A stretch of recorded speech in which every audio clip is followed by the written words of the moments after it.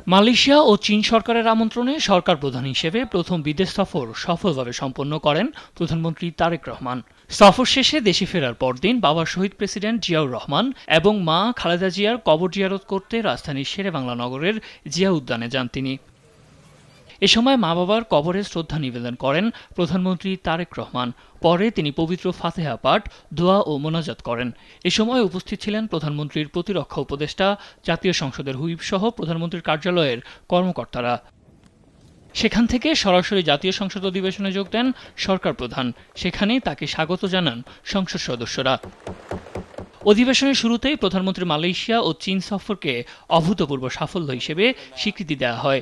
দুদেশের সম্পর্ক উন্নয়ন ও বিনিয়োগ আকর্ষণে অনন্য ভূমিকার জন্য সংসদে সর্বসম্মতিক্রমে ধন্যবাদ প্রস্তাব গৃহীত হয়। সংসদ সদস্যদের কৃতজ্ঞতা ও ধন্যবাদ প্রস্তাবের জবাবে প্রধানমন্ত্রী উপস্থিত সবাইকে আন্তরিক ধন্যবাদ জানান। এ সময় তিনি বলেন, চীন ও মালয়েশিয়া সফরে দেশের মানুষের স্বার্থ রক্ষা হয়েছে। বাংলাদেশের মানুষ আমাদেরকে দায়িত্ব দিয়েছে তাদের স্বার্থ দেখার জন্য।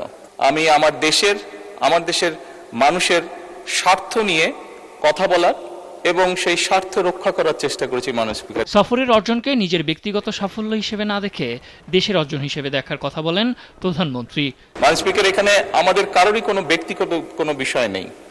এটি যদি কোনো কিছু অর্জন হয়ে থাকে, ভালো কোনো কিছু অর্জন হয়ে থাকে, এটি বাংলাদেশের অর্জন। এই সফরের মাধ্যমে যদি দেশের মানুষের কোনো অর্জন হয়ে থাকে, সেটি এই দেশের মানুষের অর্জন মাননীয় স্পিকার।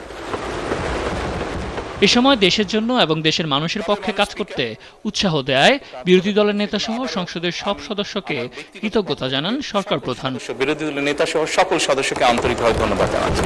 সাদ আহমেদ, দেশ টিভি, ঢাকা। ধন্যবাদ মাননীয় সংসদ নেতা।